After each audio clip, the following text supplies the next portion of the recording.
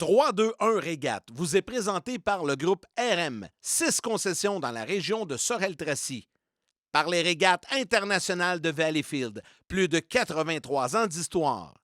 Et par Minéromart depuis 1978.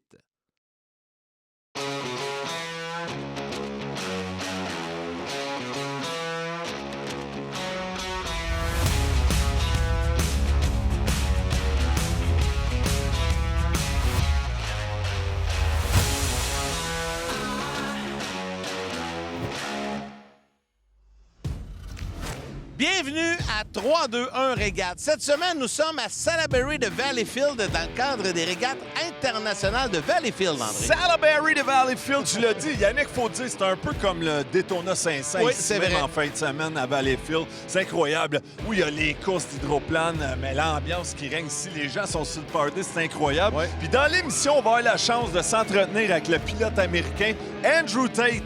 Faut pas le confondre avec l'autre qui est un kickboxer, qui est influenceur. Non, pas la même chose. Je parle évidemment d'Andrew Tate, le pilote américain qui course en hydroplane, qui va avoir à défendre son titre lui-même. Oui, il va avoir de la pain on the planche, comme on dit.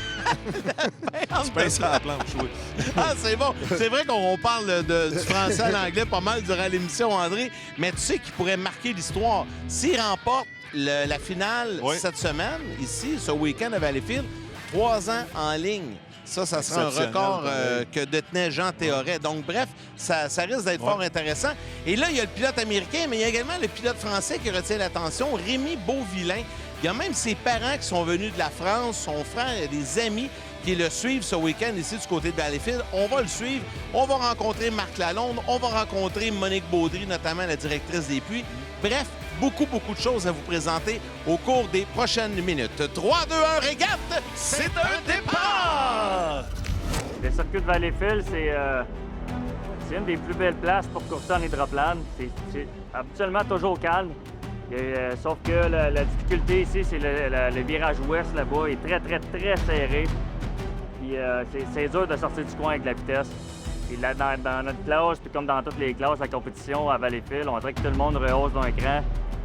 Et comme j'ai déjà dit dans le passé, tout le monde aime mieux gagner Valleyfield que faire le championnat au complet. C'est pour ça que la compétition est très forte. C'est une belle place à courser.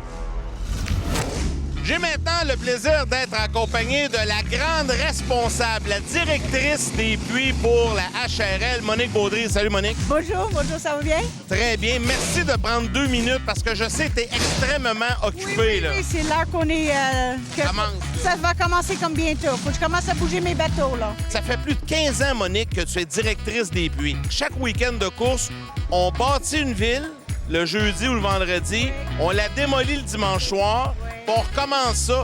Mais il faut tout synchroniser ça. C'est comme un jeu de Tetris. Oui, c'est ça, exact. Parce que là, à Valleyfield, il y a quoi? Plus de 110 embarcations? Oui, c'est à peu près entre 100 et 110, là, avec les petits bateaux, là, oui. Aussi, dans les puits, ça, c'est vraiment exceptionnel. Il y a un règlement très sévère. J'aimerais ça que tu me racontes ça un peu. Il n'y a pas d'alcool. Tu sais, les gens s'imaginent que c'est le party, mais c'est vraiment pas ça. Vous êtes très sévère dans les puits. Oui, dans les puits, on n'a pas le droit de fumer, on n'a pas le droit d'alcool. Je le répète toujours. Ils attendent le signal en fin de journée. C'est toi qui donne le signal, hein? Tant qu'il donne, dit, tant que le dernier bateau n'est pas sur la remorque, je donne pas le OK. Quand le dernier bateau est sur la remorque, là, je dis OK, les puits sont ouverts. Et là, quand Monique dit les puits sont ouverts, on entend les canettes qui s'ouvrent toutes. Ah ouais, hein? Oui. Ben, merci beaucoup, Monique. On te souhaite une belle journée. Merci à vous aussi. Merci beaucoup.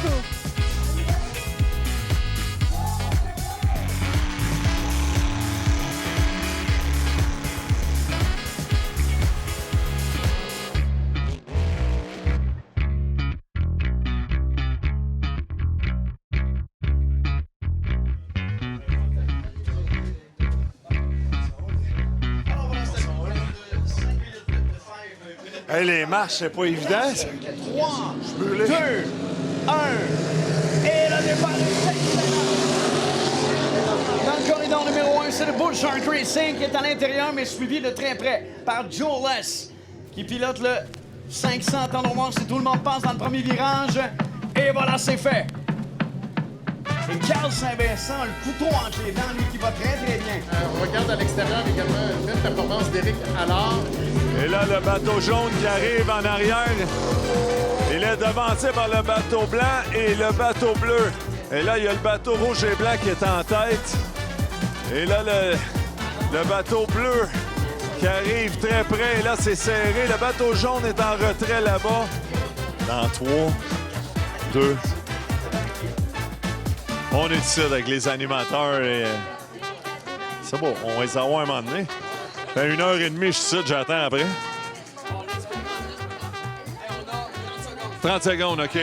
Vous êtes dans le jus, je sais que je vous envahis un peu avec le micro tout, mais c'était pour les gens à TV. Dans le fond, c'est ça, votre quotidien. Vous êtes constamment rushé là, à journée longue, puis il faut que vous entertainez, gardez le monde au courant, right? Oui, en fait, on est dans le feu de l'action. Ici, là, la tour, là, c'est le point névralgique de tout le circuit, en fait. C'est là que ça se passe. C'est là que les décisions se prennent. Les arbitres nous dictent comment le feu des courses et le feu roulant va dicter notre journée, oui. Exact. Bien, c'est ça, il y a des officiels en arrière pour s'il y a des pénalités. Des officiels en haut aussi. Fait que vraiment, tout se décide ici, ce qui se passe sur l'eau, mais ensuite, les incidences sont décidées ici. Vous êtes un peu le Pierre Roux des Bertrand Hall là, en F1, dans le fond. Non, mais c'est vrai, c'est pareil. Vous êtes sur la coche en cibole, que j'allais dire. Je vais faire attention à ce que j'allais dire. Non, mais vous êtes bon. Ça arrive-tu que vous avez... Attention! Oui, c'est ça. Mais ça arrive-tu des fois, vous avez des blancs, je vous regardais, vous parlez constamment. Faut toujours que tu aies quoi à dire, veux pas, c'est...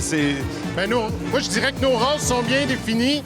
Puis à deux paires d'yeux, à deux cerveaux, ça va super bien. On se complète bien. Ouais. Y a-t-il un moment marquant dans votre carrière de descripteur qui vous revient, que vous pouvez partager avec les gens? Je sais pas, un championnat, une course serrée ou juste quelque chose qui est arrivé qui vous revient à l'esprit? Robert Théoret, 75e régate. Lui et son fils Marc.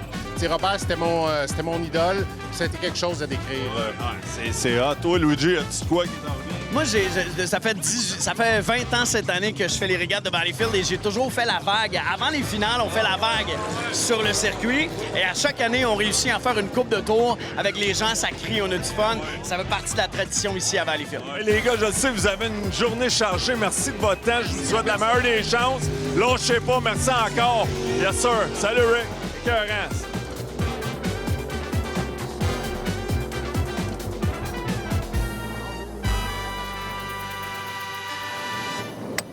Marc commence à mettre son masque en premier. Après qu'il arrive ici, il faut qu'il installe ses attaches. Il faut qu'on s'assure que toutes ses attaches soient assez sécuritaires, serrées, pour pas que s'il arrive justement un accident, un flip, il faut que ça soit tout très, très serré dans le cockpit. Il doit plugger sa communication avec justement son spotter.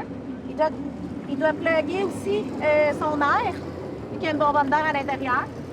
Après, il faut qu'il installe le volant. On demande toujours si tout est correct, s'il aura 2 lignes droites.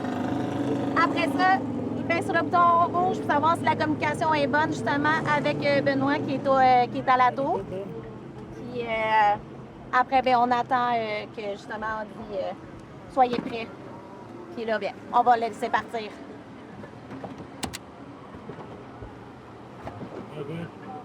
C'est le moment où je le laisse dans sa bulle.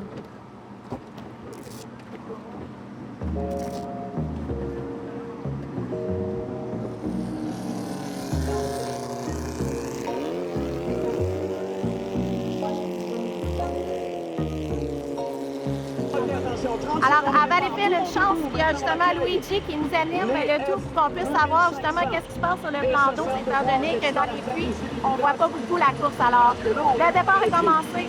J'écoute. C'est parti, 6 secondes, 20 secondes. Go. 5, 4, 3, 2, 1.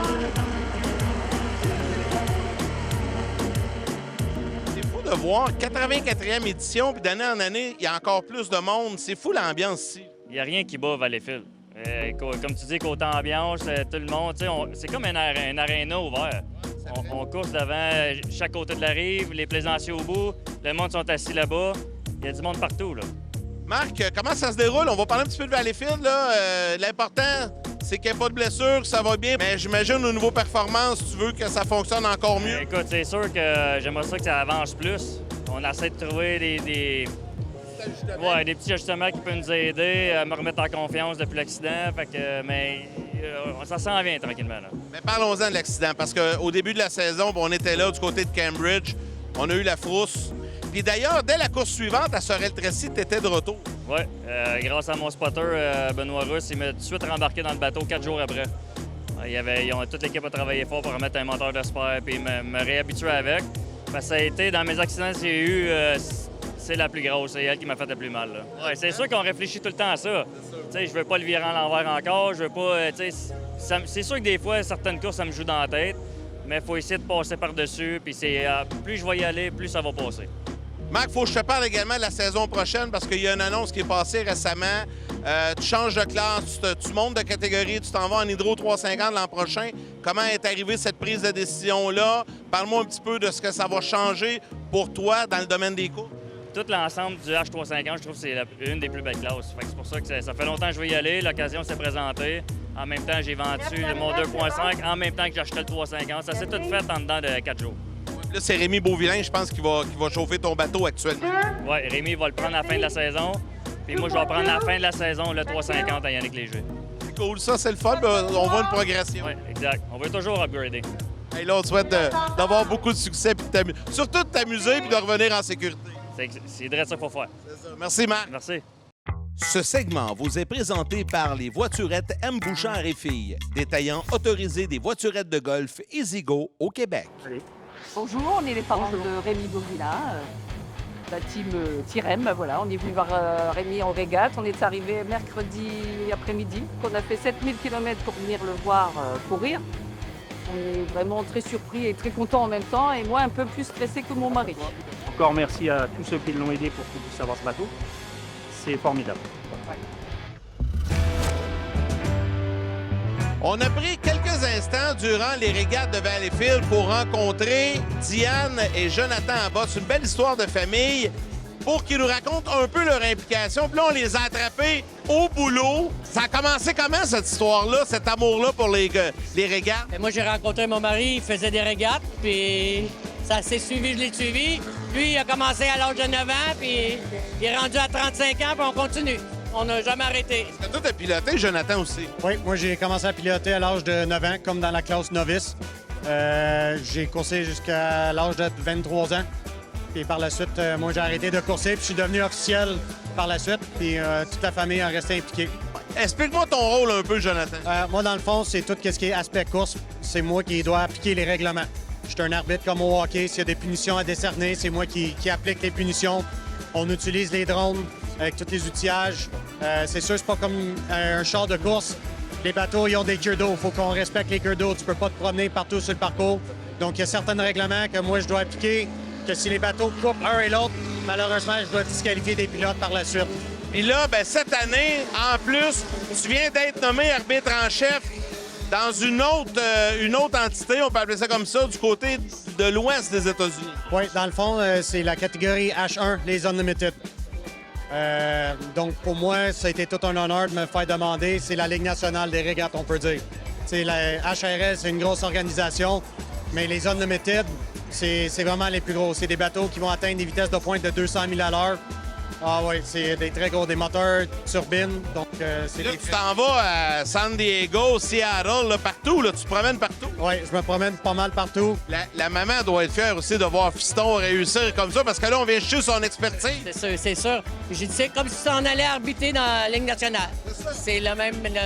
C'est vraiment le fun de vous voir aller, puis c'est la passion qui vous anime. Là, je vous laisse aller travailler, parce que là, je sais, tout le monde vous regarde, là. Sont où? Hey, merci, Diane, merci, Jonathan. Merci beaucoup. Merci beaucoup. Salut.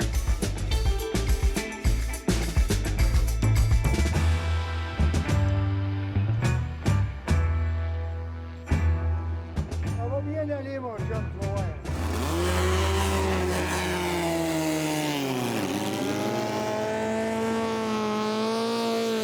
C'est un nouveau recrue cette année. Ça m'a fait plaisir de lui prêter mon embarcation, l'équipement, pour le mettre à l'eau. Je sais que c'est une grosse rêve pour Rémi d'être là. Puis, comme j'ai dit, on va voir ce qu'il peut faire. C'est un gros plaisir pour moi. On souhaite que tout aille bien, qu'il revienne au quai. Bonne performance, on est confiant. Let's go, Rémi. Moi, j'ai fait 7000 km pour venir voir Rémi parce que je sais qu'il va gagner, c'est le meilleur parce que c'est un Français. Voilà. Allez, Rémi! La Ligue d'hydroplane, ce qu'on appelle la HRL, c'est vraiment international. On vous a parlé souvent depuis le début de la saison de la famille Lopton de la Nouvelle-Zélande, des pilotes américains qui sont là, des pilotes canadiens de l'Ontario, de l'Ouest, du Québec. Mais aussi, on a un pilote français et on vous en parle de temps en temps. Rémi Beauvillain, qui est originaire de la France. Ma première question, qu'est-ce qui t'a amené au Québec? Est-ce que c'est les courses? Non, je pense pas. Là. Non, pas du tout. En fait, ce qui m'a amené au Québec, c'est le hockey sur glace à la base. Moi, je suis né un peu dans le hockey en France, puis c'est ma passion. Fait que je me suis dit, je vais aller au Canada pour la pratiquer, puis finalement... Et comment est arrivé les courses d'hydroplane? Parce que ça fait pas tellement longtemps, là. Non, ça fait 1 an que je connais ça. J'ai découvert ça l'an dernier à Valleyfield. Pour vrai? Oui. Oui. Attends un peu. Tu as découvert ça l'an passé ici comme spectateur. Non. Puis 1 an plus tard, tu pilotes. C'est ça. À peu près ça, oui. Raconte un peu. En fait, j'ai une compagnie de nautisme et puis ils avaient besoin d'un sidou à une soirée. Je sponsorisais un des pilotes. Puis je me suis rendu au pont. Puis là, j'ai découvert le sport là. Puis je me suis investi à 200% avec l'équipe du S25 de Vincent Laberge.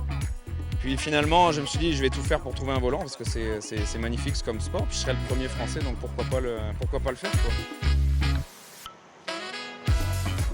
Tu as fait le test de capsule, tu as tout suivi les étapes de sécurité. Puis honnêtement, au début de l'année, il va y avoir quand même quelques sceptiques. Tu arrives là, mais finalement, tu as fait tes preuves. Puis là, je pense qu'il se passe de belles choses. Un début de saison un peu malchanceux, des bris mécaniques, tout ça. Mais ça fait partie du jeu, là. Mais non, des super belles expériences. Là, on a un nouveau bateau qu'on a pu tester. Ça s'est bien passé. On va essayer de faire le maximum. Et puis moi, je prends beaucoup de plaisir dans l'embarcation. Ouais. Et là, en plus, ce week-end, c'est particulier. La visite de tes parents qui sont partis de la Picardie, sont arrivés ici au Québec pour venir te voir ce week-end. Ça doit être particulier, Rémi. Oui, quand même. Ça rajoute un petit stress parce qu'on sait que les parents, c'est toujours stressé pour ses enfants. Donc forcément que... On veut faire attention, puis moi je suis dans mes débuts, donc faut pas que je pousse la machine trop. Faut que je repousse mes limites, mais étape par étape, comme tout le monde m'a conseillé dans le pit. Et là, j'imagine qu'en France, tu dois commencer à créer un buzz aussi. Oui, en fait, tout le monde qui découvre ce sport-là sont comme moi. Donc, comment t'es atterri là? Comment ça se fait qu'on connaît pas ça?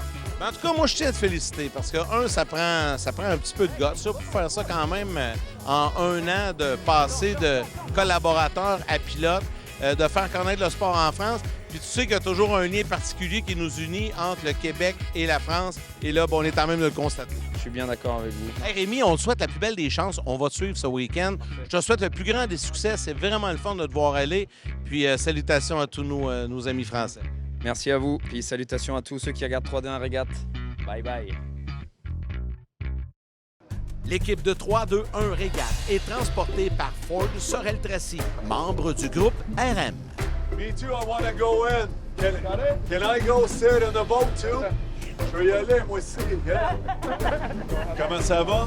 Bien. As-tu pas peur de s'asseoir dans le bateau? Oui, c'est cool. Ouais. Mais si tu l'essayes, tu vas voir que c'est petit, l'espace. Futur champion en HRL. Avec mon nom? Denis. Denis, ben oui.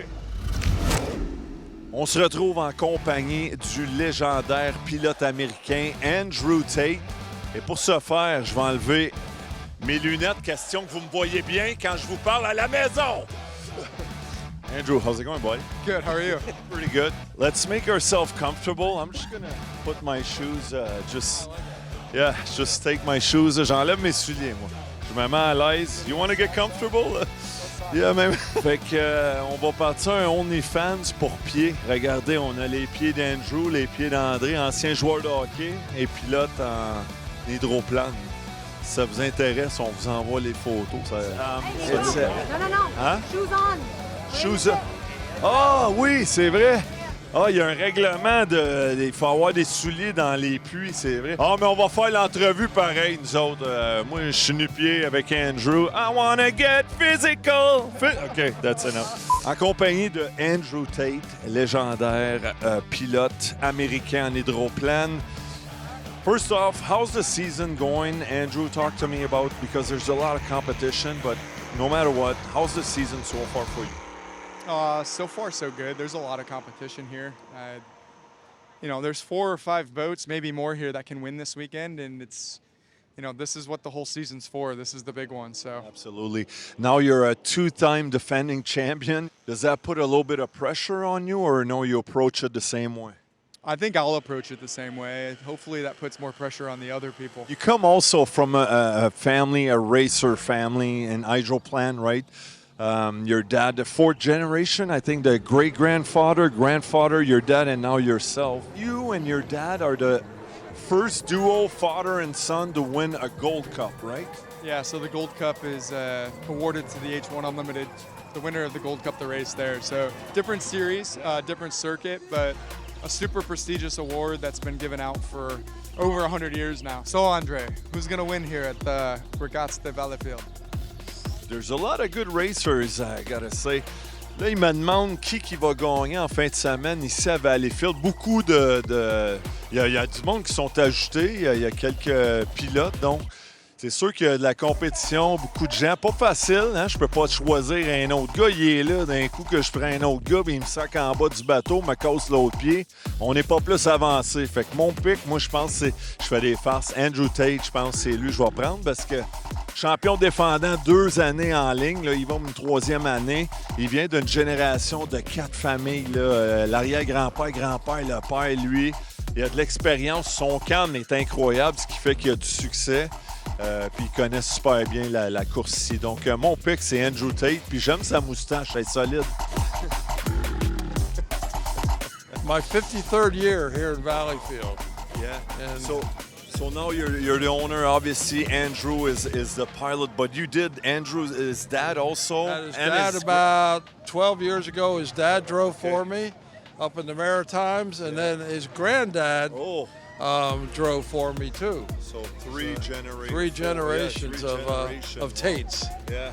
Does it make you really proud when, you know, obviously like last year, 2-year competition? Valleyfield is amazing. So. Just because there's so much competition, Valleyfield's a big thing? I worked all year for this. Yeah. You know, it's like winning the Stanley Cup. You work all year for it. Yeah, I can see it. We do. And, I can tell in your voice and that. Well, keep up your passion for that, Big Mike. Awesome. Hey, buddy. It'd be fun to have a beer because it's warm right now, eh? Would you like to have a beer? I would love to have a beer. Let's go and have Let's go have a beer. It's 5 o'clock anyways, right? Yeah, it is. It is. Well, actually, no, it's a 4:45. We got to wait 15 minutes.